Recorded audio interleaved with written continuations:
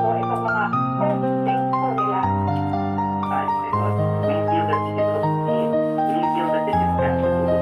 Pero ang tanong, meron ba talaga makutulong? Kasi pinaka-over talaga at malapit na rin sa mga graduate na gusto sana mag-testify pero natatakot sila kasi baka naman mamaya sila pakulong kasi yung tutulong nila mga pangkarihan, mga politiko na walang pinirmahan.